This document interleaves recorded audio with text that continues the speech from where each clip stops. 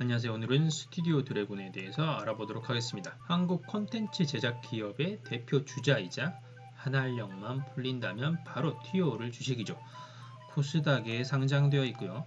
등록번호는 253450입니다. 연간 매출액은 2019년 4,700억 정도고요. 매년 상승하고 있습니다. 상승폭이 둔화되고는 있다 하지만 그래도 연간 20% 이상의 높은 상승세입니다. 다만 영업이익의 비중은 그렇게 높지 않은데요. 거의 제조업 수준이고요. 그래도 다행인 건 영업이익과 당기순이익의 차이가 크지 않아서 그런 부분은 투자자로서 긍정적으로 해석할 수 있을 것 같습니다. 사업보고서에서 사업의 내용은 사실 대중들이 잘 아는 영역이죠. 드라마 제작해서 판매하는 것이 본업입니다. 제작했던 드라마들을 보도록 하죠.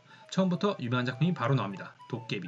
누구나 아는 작품이죠. 그리고 더보이스도 있고요. 내성적인 보스 등등이 있는데 CJ ENM에서 분사를 했기 때문에 방영되는 채널은 주로 TVN이나 OCN과 같은 CJ 채널이 많습니다. 하지만 그 외에도 있습니다. 유명한 작품으로 꼽을 수 있는 황금빛 내 인생 의 경우 KBS에서 방송했는데 아시는 분은 아시겠지만 이 작품 같은 경우에는 굉장한 인기를 구가했습니다. 당시 황금빛 내 인생의 시청률을 보게 되면요.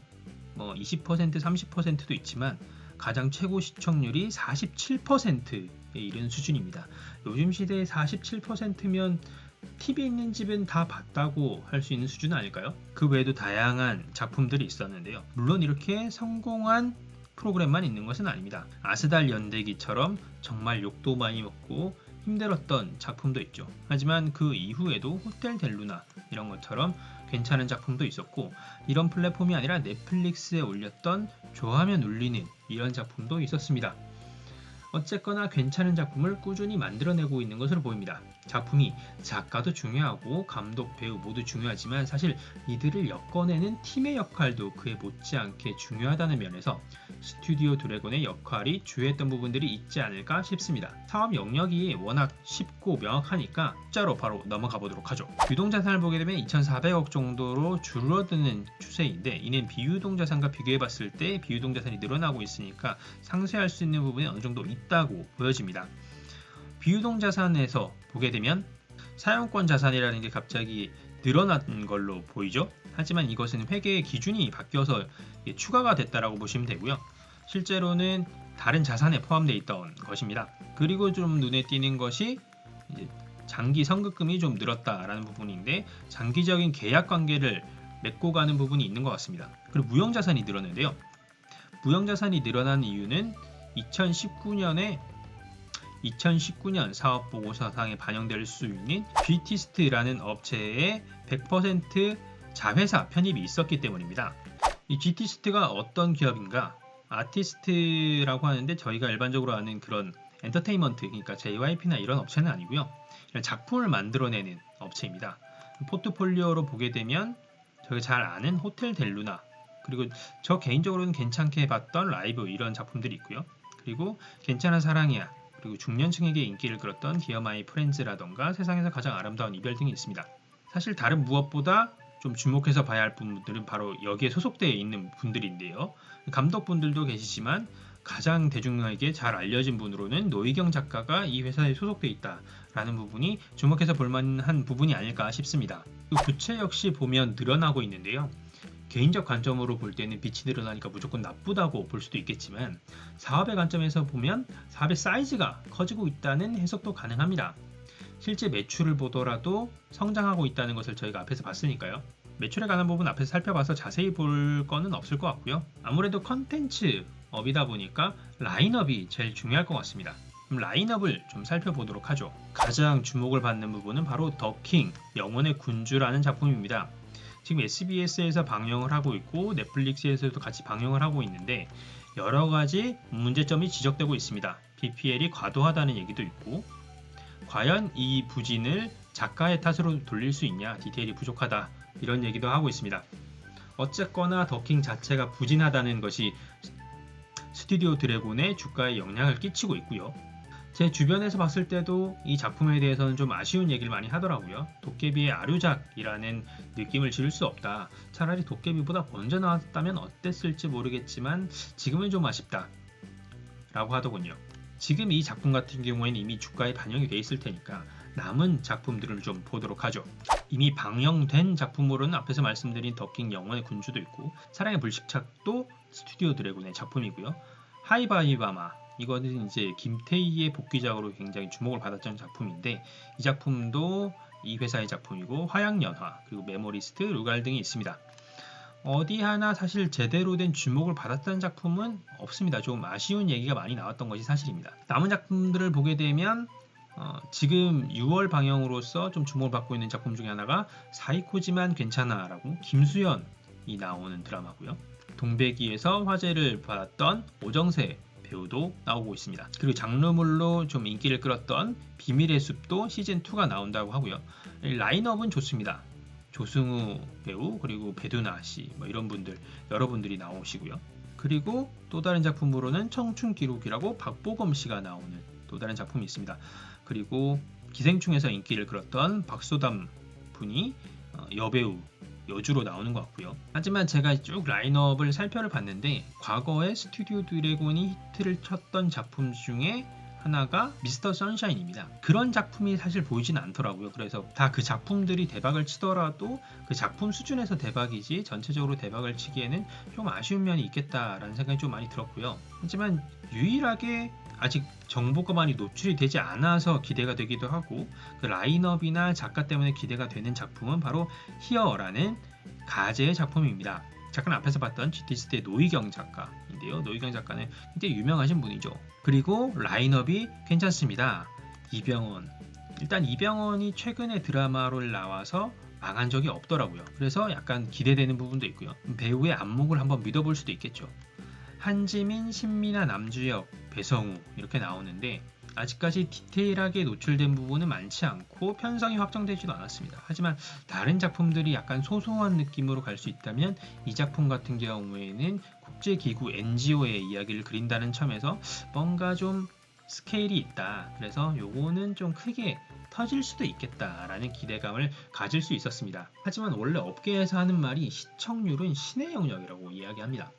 수십 년 해온 베테랑들도 예측은 쉽지 않은 영역이 바로 시청률이라고 하는데요. 제가 개인적으로 히어라는 작품을 찍긴 했지만 그 외에 다른 작품들이 대박이 터질 수도 있습니다. 그리고 지금까지 노출된 정보와 다른 정보들이 묻어 있을 수 있죠. 예를 들면 동백꽃 필 무렵이 화제가 됐던 이유 중에 하나는 강하늘과 공효진의 로맨스물이 아니었다라는 점인데 지금 스튜디오 드래곤의 다른 작품들도 지금까지 노출된 스토리 정보 이외에 다른 것이 있을 수 있으니까 기대해 볼 수도 있겠죠. 어쨌거나 스튜디오 드래곤 같은 경우에는 작품의 영향력이 주가에 반영되는 부분이 크기 때문에 이렇게 작품을 하나하나 디테일하게 상세하게 봐야 하는 부분이 있습니다. 그럼 마지막으로 수급을 좀 볼까요? 수급의 관점에서 숫자를 볼 때 가장 눈에 띄는 부분은 퍼였습니다. 아무래도 CJ ENM이라는 채널을 뒷배에 데리고 있기 때문에 이 드라마 제작사가 언제나 방영할 수 있는 채널을 확보하고 있다는 것은 굉장히 중요한 부분입니다. 그렇기 때문에 항상 스튜디오 드래곤의 가치를 높게 평가할 수 있는 부분이 있는 것 같고요. 그 외의 수급을 보면 사실 지금 특징적으로 긍정적으로 평가할 만한 부분은 없습니다. 하지만 앞으로 어떻게 움직일지를 확인하기 위해서 과거의 특징적인 포인트를 잡아서 몇 가지 보도록 하죠. 먼저 첫 번째 특징으로 꼽을 수 있는 날이 바로 4월 7일입니다. 무려 거래량이 4천만 주 가까이 폭발을 하면서 오른 것이 아니라 7% 하락을 했는데요. 이 거래량으로 보자면 그 전들에 봤을 때 한 20만 주, 최대 30만 주 수준이었는데 갑자기 4천만 주가 터졌으니까 이건 구멍가게 수준의 물량에서 갑자기 대형 마트의 물량이 들어온 수준입니다. 이것은 사실 특별한 이슈가 있었는데요. 모기업인 CJ ENM에서 가지고 있던 지분을 일부 현금화한 부분이 있습니다. 이 이후에 주가가 회복된 걸 보시면 아시겠지만 실제 둘 사이의 관계가 틀어지기 위한 혹은 틀어지는 시도의 관점에서 볼 것이 아니었습니다. 정말로 CJ ENM에서 현금이 필요해서 일부 현금화한 것이고요. 그 이후에 주가가 좀 오른 날이 있습니다. 짧게 오른 날도 있긴 한데 4% 이렇게 오른 날도 있지만 가장 주목받는 부분은 9% 올랐던 4월 16일입니다. 총선 다음 날이긴 한데 다른 주식 같은 경우에는 총선 이슈로 해석할 수 있겠지만 스튜디오 드래곤의 경우는 총선 이슈라기보다는 다른 이슈로 봐야 하지 않을까 싶습니다. 일단 김은숙이라는 작가의 앞에서 말씀드렸던 더킹이 흥행을 할 것이다라는 기대감 때문에 몰렸다라는 해석입니다. 앞에서 말씀드렸던 것처럼 작품 하나하나가 이 주가에 큰 영향을 줄 수 있기 때문에 이 해석도 충분히 맞는 해석이라고 생각이 됩니다. 이것이 4월 16일이었고 실제 방영일이 17일부터 방영이 예정되어 있었으니까 그것을 반영한 부분이다라는 해석이 틀린 것만으로는 볼 수 없을 것 같습니다. 두 번째 해석은 넷플릭스의 영향이다라고 볼 수가 있을 것 같습니다. 4월 16일 이전에 미국 스트리밍 기업 넷플릭스가 52주 신고가를 썼다라는 기록이 나왔습니다. 그러다 보니까 이와 관련된 주식들이 올랐는데요. 더킹 영원한 군주가 SBS에서 방영이 되기도 했지만 이와 동시에 넷플릭스에서 방영이 됐기 때문에 넷플릭스 관련주로서 스튜디오 드래곤의 주가 상승이 되지 않았나라고 해석이 될 수 있는데 이와 연관돼서 볼 수 있는 부분이 바로 있습니다. 실제 4월 16일에 수급을 보게 되면 외국인이 굉장히 많이 들어왔습니다. 그러니까 넷플릭스 주가에 민감한 외국인이 실제 그게 검은머리 외국인이든 실제 외국인이든 그런 정보에 민감한 주체가 들어왔다라고 볼 수 있는 것입니다. 이처럼 스튜디오 드래곤은 하나하나 작품에 영향을 굉장히 많이 받습니다. 더킹이 굉장히 기대감을 가지고 주가가 부응하긴 했지만 그 이후에 이 작품의 완성도나 이 작품의 인기가 그만큼 따라오지 못함에 따라서 주가가 지금 어느 정도 떨어진 상태에서 왔다 갔다 하고 있는 것으로 보이고요. 이 다음에 나오는 작품에 따라서 똑같이 영향을 받을 것으로 보입니다. 앞에서 말씀드렸던 것처럼 제가 그렇게 주목하고 있는 대작은 없긴 하지만 시청률은 신의 영역이기도 하고 그리고 또 저희가 주목해봐야 하는 부분은 CJ ENM을 등에 업고 있는 스튜디오 드래곤의 작품들은 해외로 나가기 쉽다는 부분이고 중화권에서 바라보는 드라마 컨텐츠와 그리고 위주권에서 바라보는 한국의 컨텐츠는 좀 다른 시각으로 볼 수가 있기 때문에 저희가 한국에서의 컨텐츠 성공만을 가지고 주가를 완벽하게 평가를 해서는 안 되고요. 실제로 한국에서 방영했던 드라마가 주변 사람들한테 물어보면 그 드라마가 언제 누가 나왔던 거야 라고 이야기하지만 실제로 중화권에서는 굉장히 인기를 끌었던 그런 드라마들도 있습니다. 투자를 하시는 분들의 입장에서는 이런 것도 같이 유념해서 생각해 주셔야 할 것 같고요. 어쨌거나 스튜디오 드래곤이 다른 것보다 작품에 영향을 많이 받다 보니까 다른 주식에 대한 이야기를 할 때보다 개별 상품에 대해서 얘기를 많이 했는데요. 그럼 스튜디오 드래곤에 대해서